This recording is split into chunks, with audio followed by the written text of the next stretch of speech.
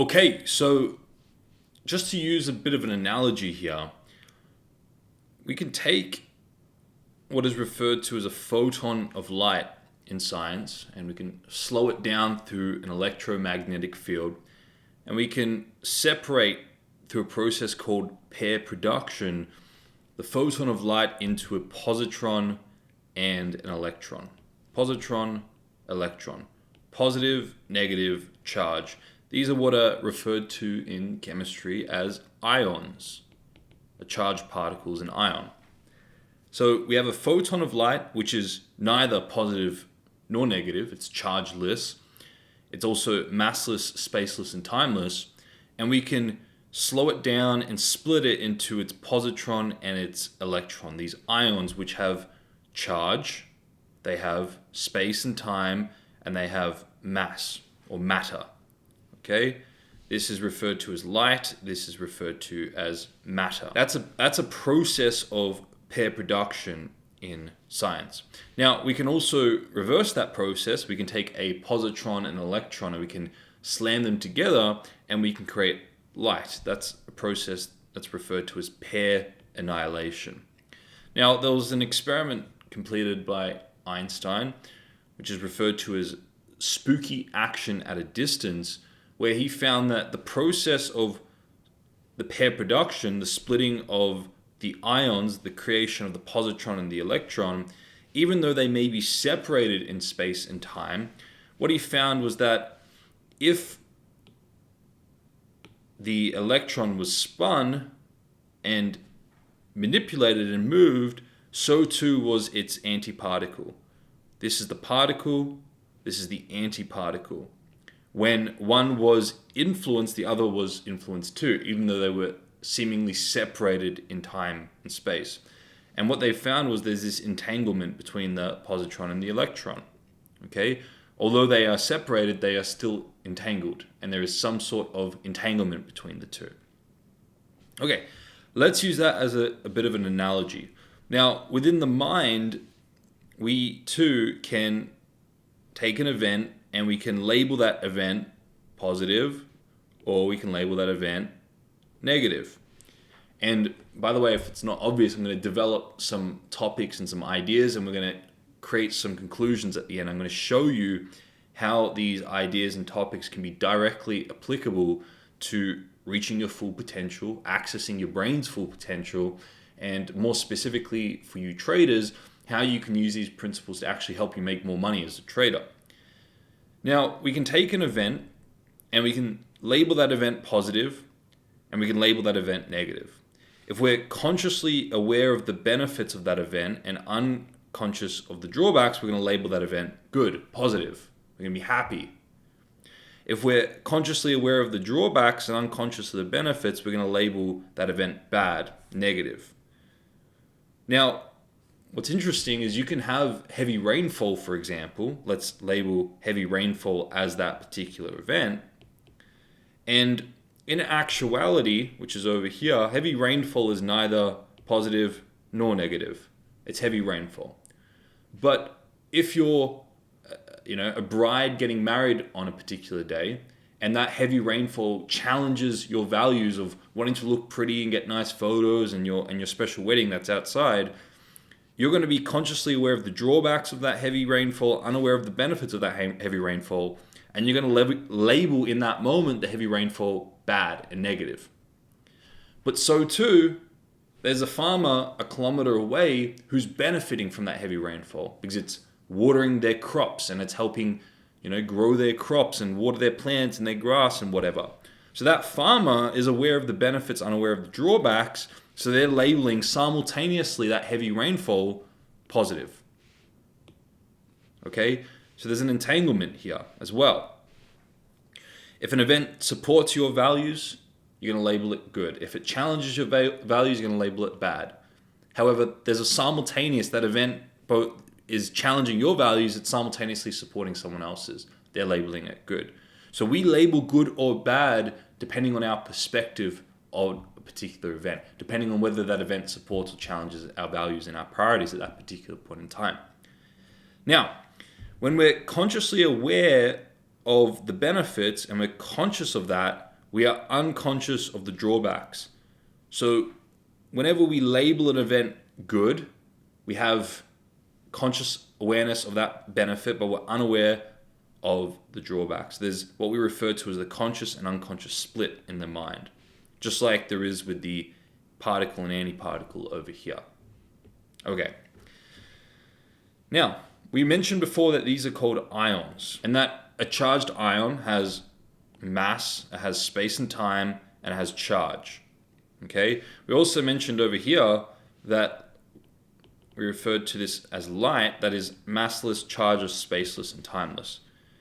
We referred to down here as matter. This is where things matter. Okay? And when there's light, there's no matter. Okay?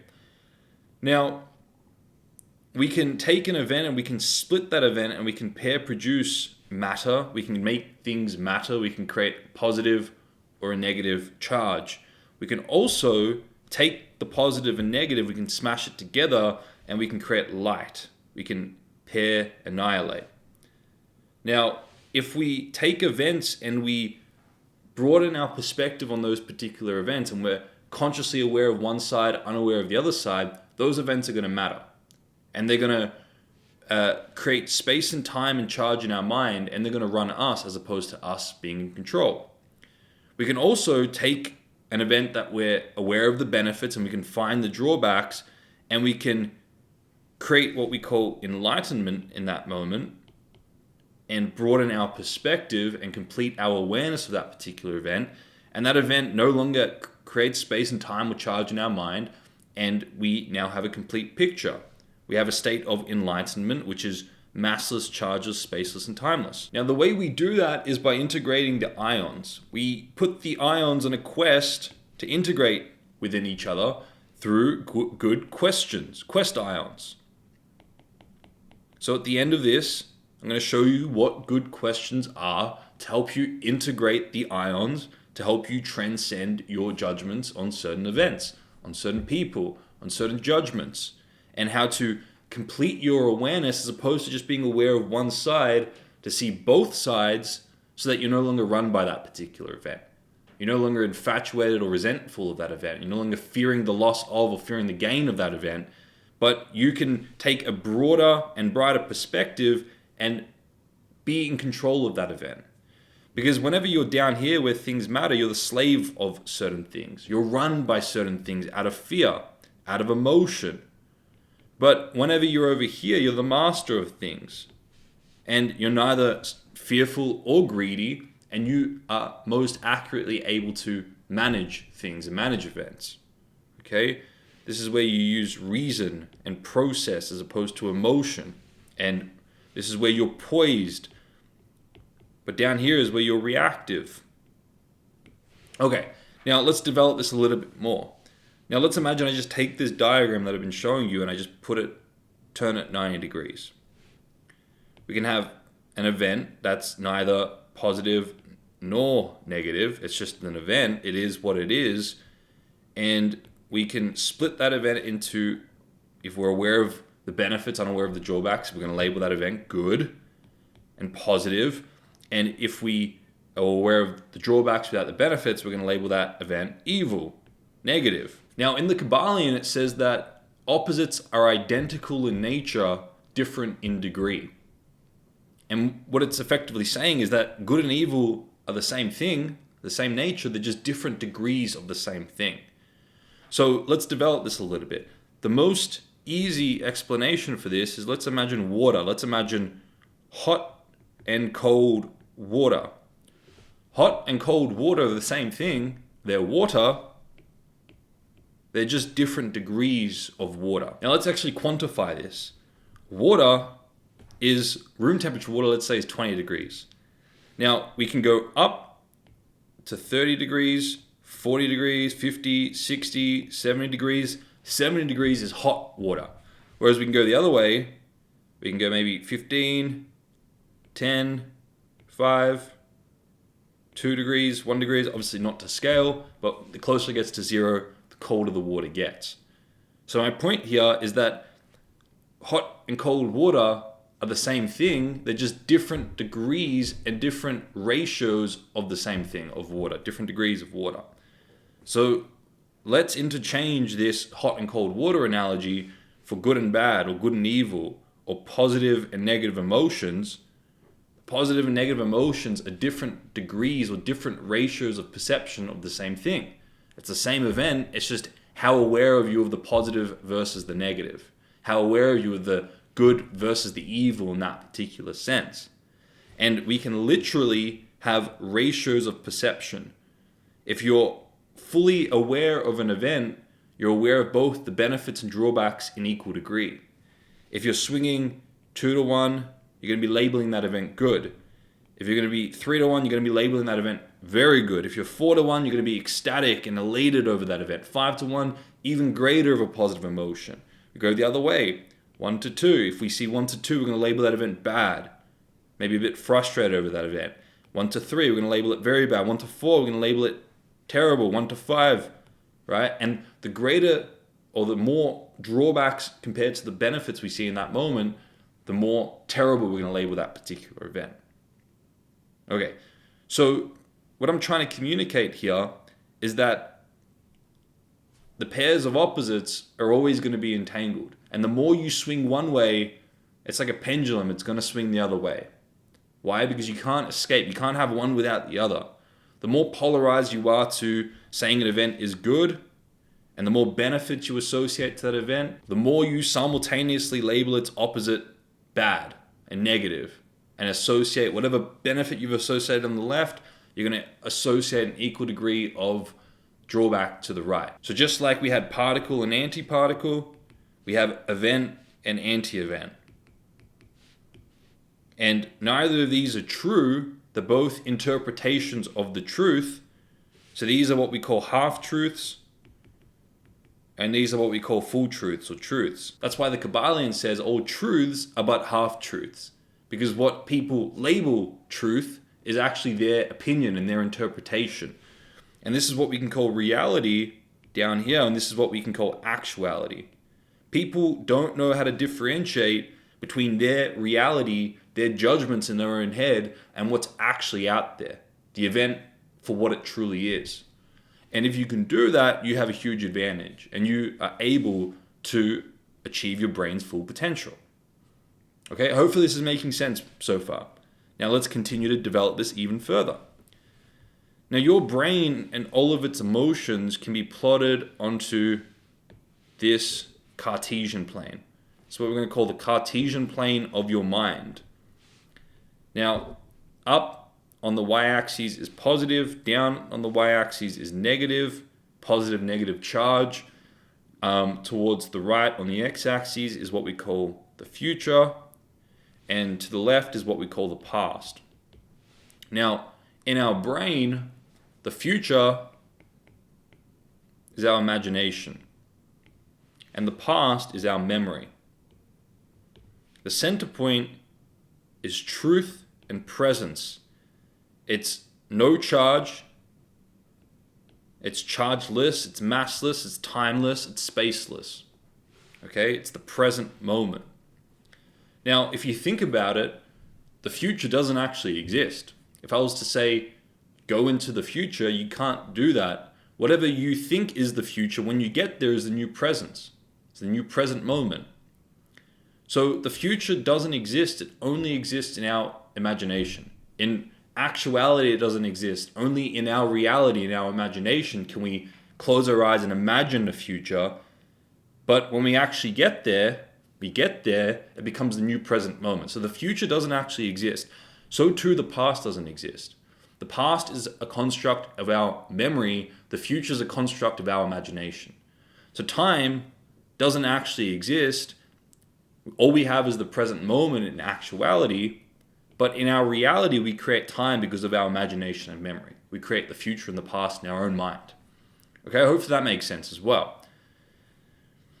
Now, we can plot each and every single one of the 8 emotions that any human being will ever experience on this graph.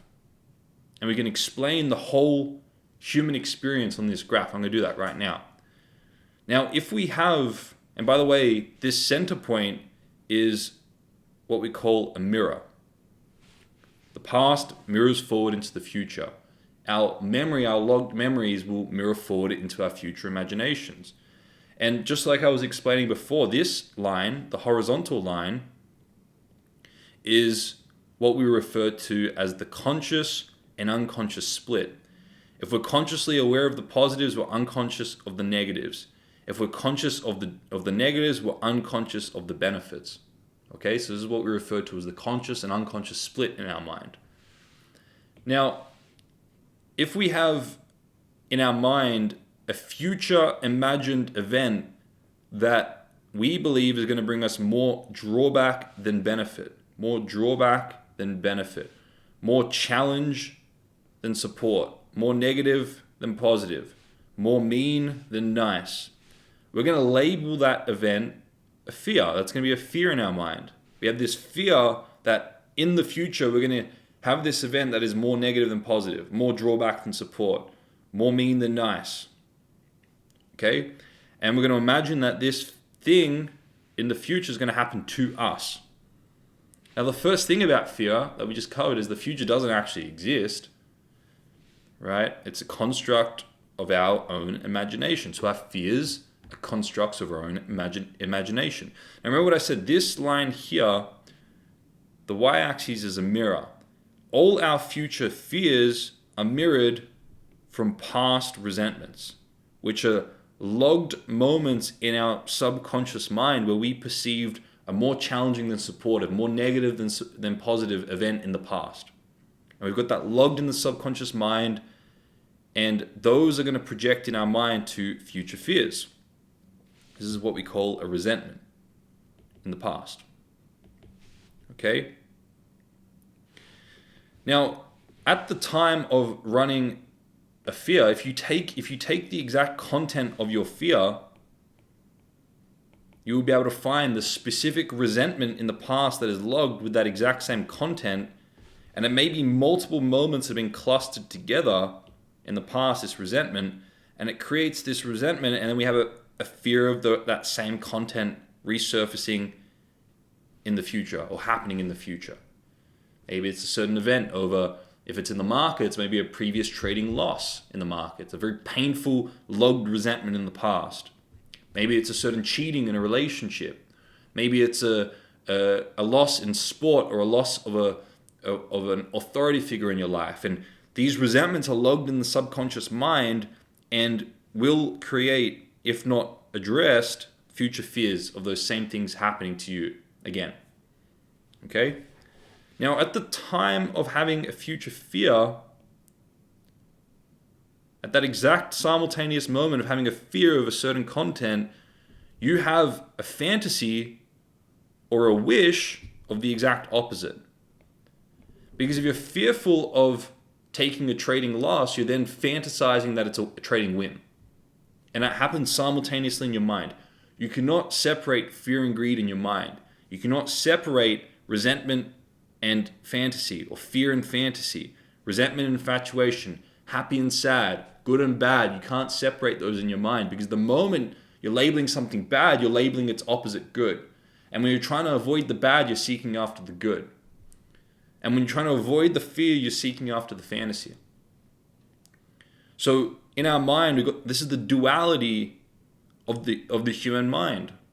When you're consciously aware of the fear and you're scared of that thing happening, you're unconscious of the exact opposite that you're seeking after and you want and you're desiring and you're infatuated with and fantasizing over. It's not difficult to see. If you close your eyes and you identify a specific thing you're fearful of happening in the future, and what's the content of that, right? Let's say, for example, it's a fear of taking investment on for your trading or for your business. That's a fear, and you're scared of that happening in the future. You can see the direct link for the resentment of the past.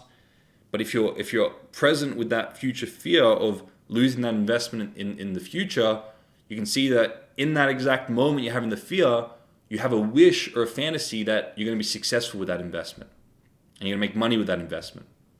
So you can't separate them. They're entangled. Okay. Hopefully that makes sense. And by the way, that diagram over here that I just showed you, here, this one, you can just copy that and you can paste it in right here. I'll just draw it straight like that. It's exactly the same thing. So the conscious and unconscious and everything I just mentioned before is true.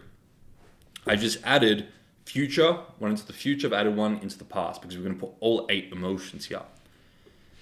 Now, all your future fantasies are direct mirror to past infatuations. Because remember, if you're resentful over a certain loss or a certain experience in the past, you're wishing of its exact opposite in that moment. I'm resentful of taking this loss in the crypto market in 2019. In your mind, the moment you're holding on to the resentment of that loss, in your mind, you're comparing it and you're wishing it was a win. You're wishing for its exact opposite, the exact opposite thing. Okay? And again, you can't separate that, or you can't escape that duality in your mind.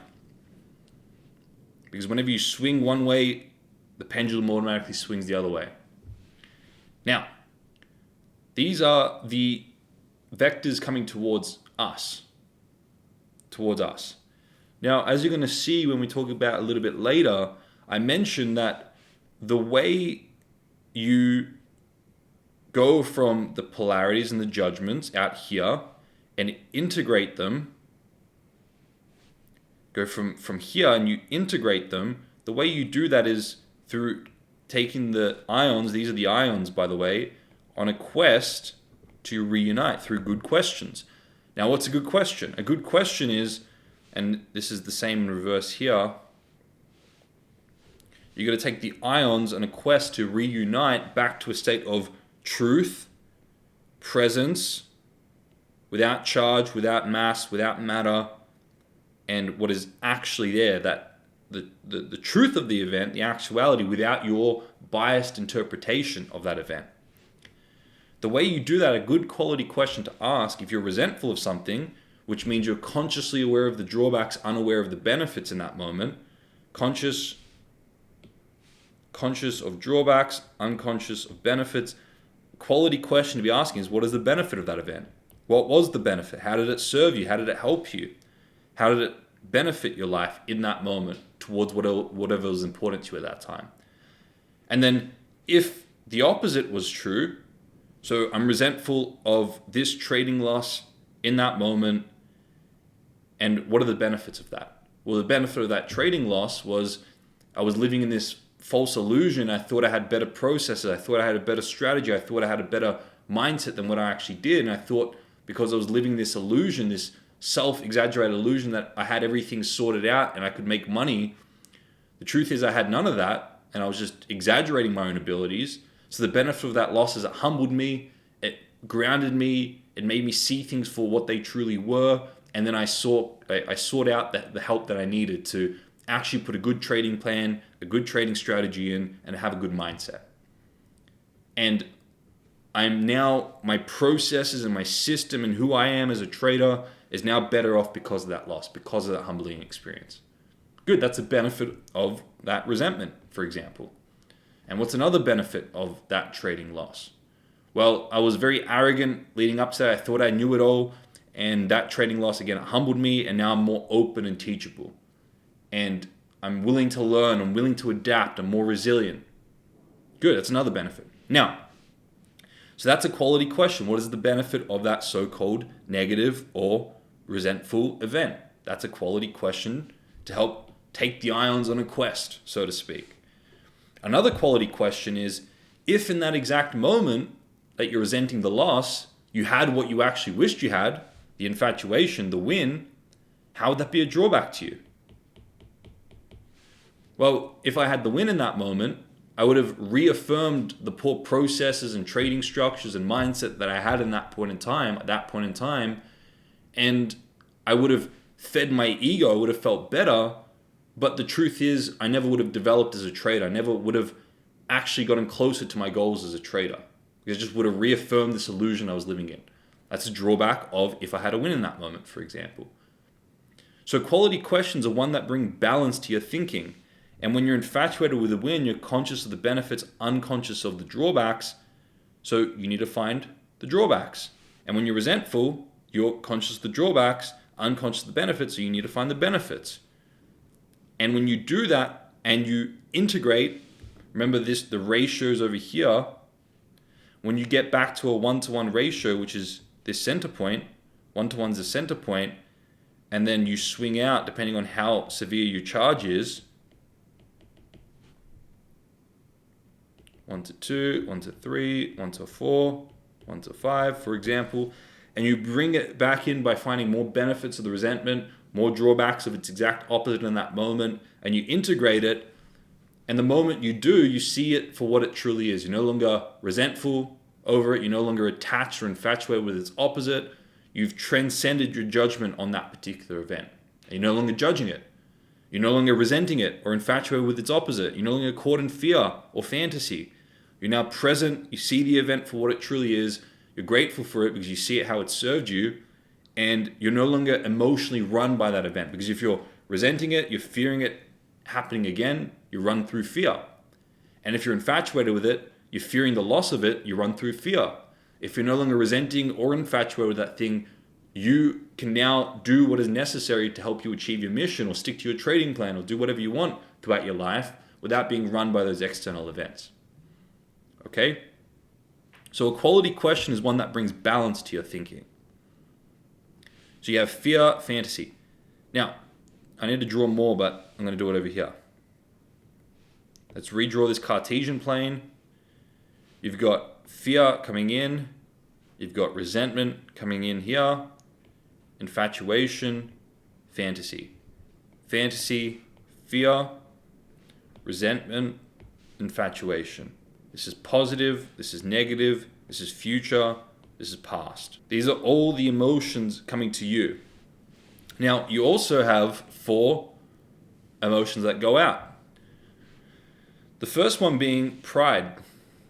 We can have this pride or this self-exaggerated state where we think we've done more to someone else and we've provided a great service to someone else. And we have labeled this benefit of our particular action that we think has bettered someone's life, for example.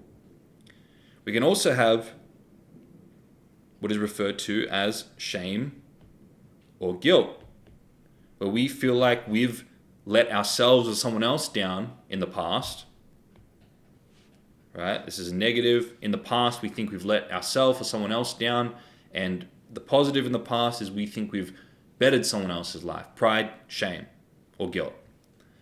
Now, there is what we call an altruistic compensation for shame and guilt. If there's an accumulation of shame and guilt in your life where you think you've let yourself or other people down, you're going to have what is referred to as an altruistic compensation. You're going to compensate altruistically, and you're not going to feel worthy. You're not going to feel worthy of having money or holding on to money or achieving your goals or doing what you would love to do in your life. But you constantly then sacrifice yourself for other people. And you constantly put off your life and your goals and your wealth generation for other people or other people's products and services or whatever it may be. So there's an altruistic compensation for shame and guilt.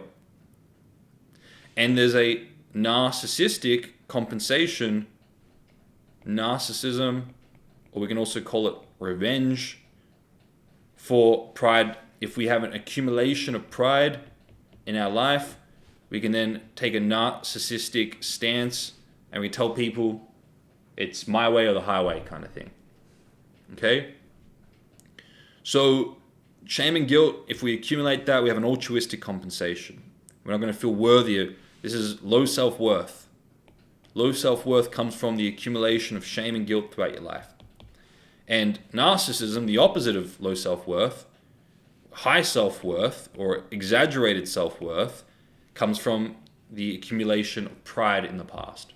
And you feel like you can tell other people to get away kind of thing. Okay? Now, again, the same way you neutralize the infatuation, the resentments, you neutralize the pride and shame, and that stops you from squandering your money or squandering your resources for other people, and you now have fair exchange with yourself and with other people, and you also now know how to communicate more effectively with other people. And if you're in business or if you're a trader, pride and accumulation of pride, you'll force your ideas onto the market, you'll get humbled. If you're in a state of pride in business, you're going to talk down on your customer, they're not going to buy off you. If you're in a state of shame or guilt in the markets, you're going to not execute when the market presents opportunities. Or if you're in shame and guilt in business, you're going to constantly lower your price for your customer, and you're not going to be able to have continued growth in your own business. So we need to manage pride and shame to effectively learn to trade, to effectively run business, to effectively do sales. If you're in a state of pride in your relationships, you're going to constantly talk down to your partner, and they're not going to want to stick around because you're not meeting their needs. You're not providing to them what they want. And if you're in a state of shame and guilt, you're going to constantly sacrifice your life for your partner. You're going to do whatever they want to do out of fear of losing them. So none of these dynamics are sustainable. None of these dynamics are in fair exchange. The only thing that sustains is fair exchange. The only way to have fair exchange is to balance pride and shame within yourself so that you're not altruistic or narcissistic. Now, whenever you infatuate with someone and you put them up on a pedestal, infatuate with another individual and you put them up on a pedestal, you in turn minimize yourself. It's a self-minimization. I've put this other individual up on a pedestal. I think they're more accomplished, more successful, better looking than me. Then by law of contrast, you minimize yourself, your looks, your success, whatever form you have that in. They have one form, you're comparing your form to their form, you think theirs is better, and you're minimizing yourself. And you can't see your own unique form of where you have intelligence or looks or attractiveness or success. So too, whenever you resent another individual and you put them down in a pit, you puff yourself into pride. It's a self-exaggeration, self-pride. And you exaggerate yourself, you resent them. Now, whenever you infatuate with someone else and you exaggerate them, minimize yourself, you inject into your life their value system or their priorities. It's a form of injection. And you say to yourself, I should be doing this, I need to be doing this, I have to be doing this. It's an injection of value systems or priority systems from someone that you perceive as more power than you. And you use language, imperative language like should, have to, need to, ought to, whatever that language may be. And you cloud your own value systems or whatever's most important for you in that moment in time, momentarily, to try and live according to someone else's value system or priority system, which is not sustainable. Now, so too, whenever you resent someone else and you look down on them and you puff yourself up, you project onto them and you say, you should, you need to, you ought to, you have to do what I say you should do because of my perceived more authority in that particular moment.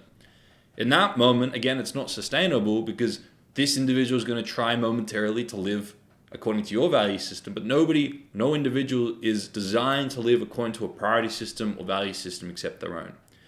And this is very much like expecting a cat to swim like a fish or expecting a fish to climb a tree like a cat. It's an unsustainability. Human beings have a set of priorities, things that in their mind they label more important than other things. And let's say, for example, an individual has a very high priority on learning and studying and reading, then they come across an individual who has a very high priority on building businesses and generating income.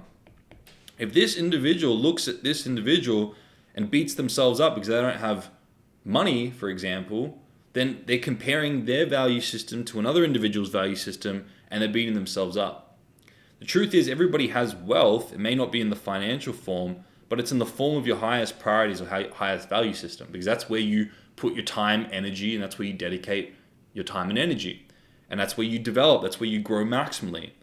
So if this individual wants to generate income or money, right, the way they do it is by honoring wherever they have their form of wealth in the form of learnings, in the form of research, in the form of intellectual property.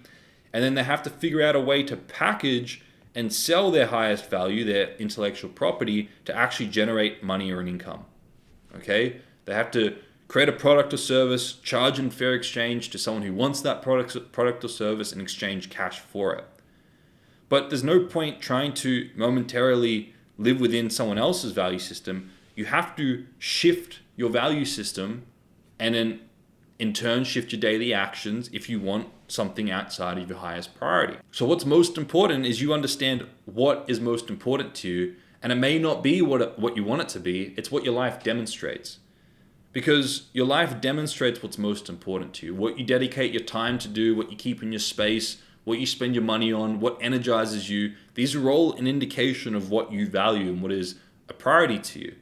If you think something else is a priority, but your life doesn't actually demonstrate you're committed to it, then it's a fantasy. It's not something you're actually prioritizing or valuing, because if you did prioritize or value it, your life would demonstrate that you actually committed to following through and doing it. So it's important to understand what is of priority to you, by looking at your life and seeing what are you committed to, what are you dedicated to day to day. Now your values are determined based on your voids. Whatever you perceive as missing in your life or you're lacking is what you're going to put time, energy, and actually work towards developing. So your voids become your values. If you perceive money as missing, you're going to go off and work and try and find ways to develop money. If you think a physical body, a hot, defined physical body is what is missing, you're going to go off and train and eat good food to raise that, that standard. If you think you're stupid or lacking intelligence, you're going to go off and read and study and develop to raise that standard and raise that value. So it's our voids that determine our values. So it's important to look firstly at what your life demonstrates as most important to you, and then also have a look at what you perceive as most missing. And you will see that whatever you think is missing is what you're actually going off and pursuing. And it's important to honor your value system and realize that it's your value system that will create whatever you want. Because your value system determines where you spend your time, where you spend your money, what you're actually doing day to day, and that's what determines your results. Now, if you want to generate wealth, let's go a little bit deeper on this. Let's say, for example, you have a high value on learning and studying and research, and that's what you value, that's where you have your knowledge.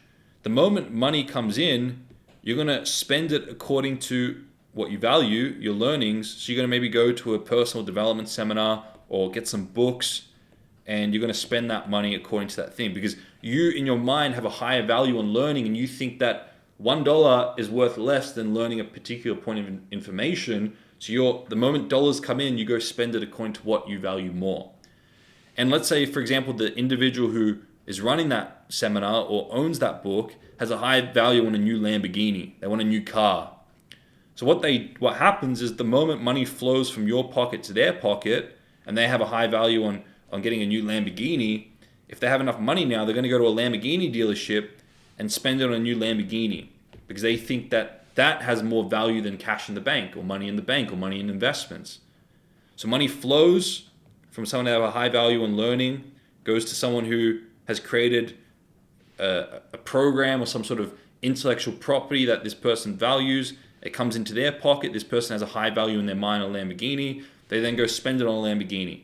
Now at the Lamborghini dealership, maybe the CEO of the Lamborghini dealership has a very high value on firstly saving a portion of their income, and then number two, investing a portion of their income into income producing assets, and then number three, watching their investments compound. So if they truly value these action steps, then money is going to flow from those who value it least to those who value it most, and it's going to stop with this individual, because they're going to take a portion of that income, they're going to save it because that's what they value, they're going to put a portion to investments, and they're going to watch their investments grow. So the money is going to stop here, and it's going to compound with that individual. So money flows through society from those who value it least to those who value the action steps of saving, investing, and watching their money compound, and it stops with that individual. Because in their mind, they have a higher value associated to saving and investing than they do anywhere else, spending it anywhere else, and it stops with them. So obviously they'll have a small portion that goes to expenses, but most of it will go to savings, investing, and watching their money compound. So if your life demonstrates that you don't have a high value on firstly saving, investing in income producing assets, and then watching your money compound, then the moment money comes into your pocket, it's going to be spent according to what you value more. So as a trader, really what's important is firstly, you have to raise the value to make income as a trader. It's important to raise the value, make income. You need to raise the value of the action steps that help you make income as a trader. And then to keep that money, to keep the trading income, you have to raise the value of the action steps that actually help you hold on to and grow the money you've made. The action steps that help you make money as a trader is 1, ensuring you have a profitable edge. 2, putting it into a mechanical trading plan. Number 3, managing your psychology so that you can stick to your trading plan. Number 4, consistently executing on your trading plan with a balanced psychology. So consistently doing 2 and 3, actions 2 and 3. And then number 5, scaling up with more and more capital so you can make more and more money. Those are the actual action steps that you have to raise the value of and have to do if you want to make money as a trader. And then next, to be able to keep the money you make as a trader, you have to have a value on saving a portion of it. And then number 2, investing a portion of it into income producing assets. And then number 3, having a higher value in watching your money compound as opposed to spending your money, because the money will go wherever you perceive as more valuable. So you have to raise the value of these particular action steps. And on top of that, you have to learn how to manage pride by going back to your most proud moments and finding how they will draw back to the individuals you thought you gave all this benefit to, and not making anything up, but just becoming aware of what you've been unconscious to because of your innate biases that are built in for your survival response. And you're not trying to justify or make bad what you did. You're just trying to make yourself aware of what's always been there, but you've been blinded to. And then wherever you have shame and guilt accumulated, you go and find how it's been a benefit to those individuals you perceive to have let down on yourself. Again, not trying to justify your actions, but just making yourself aware of what's been blocked out because of the conscious and unconscious mind. It's a survival response that tries to blind you to accentuate cortisol and adrenaline in your body, because that's a necessary survival response. But it's important, if you go back to those events, you can actually look past that bias by holding yourself accountable. And there's a conscious and unconscious threshold. And if you hold yourself accountable enough, you can dip into the unconscious mind and make yourself aware of what's always been there, but you've been blinded to. So you need to reduce your pride and reduce your shame by doing that exercise I just explained. And that's going to help you stick to your trading plan and listen to the market. When the market presents an opportunity, execute. Because if you're proud, you're going to project onto the market. If you're shamed, you're not going to execute when the market presents an opportunity. But if you're balanced, when the market shows you that it's time to execute, you're going to stick to your trading plan. And it's important to neutralize your most pleasurable wins of the past and most painful losses of the past. So then you're not run by fear and greed. Because if you're resentful to all these losses, then you're going to be run by fear, and you're not going to trade because you're scared of losing. You're scared of reliving those painful moments. And if you're infatuated over previous wins, you're going to constantly be setting expectations and fantasies in your mind and wanting more from the market than what the market's willing to present for you and give to you. So you need to learn to neutralize your wins and losses so that you're not run by fear and greed, and you can stick to your trading plan and your trading process. And when you're in your relationships, you need to learn to neutralize your previous resentments. Otherwise, it's going to create fears in your current relationships. And neutralize your previous wins. Wins is the wrong word, but previous infatuations in relationships. Otherwise, you're going to compare your current partner to a fantasy that they can never live up to. And then by law of contrast, you're going to resent your partner because they don't live up to these lopsided infatuations you have logged in your mind. And in your relationships, you have to learn to neutralize pride. Otherwise, you're going to talk down to your partner and be narcissistic and revengeful. And you have to neutralize your shames and guilts. Otherwise, you're going to sacrifice your life for your partner. And that's unsustainable because you're going to try and live within their value system as opposed to your own. And you're going to burn yourself out. Okay, so this is very, very important stuff. And then it's important to identify what you value and structure your life around that. And if you're in business, you want to focus on what you value, and then you want to build out a team of other individuals that have high value on the things that you need to get done in your business, but you have a low value on. It's what effective delegation is. You build a team around you to do what's low on your values, but you need to make sure they have it high on their values.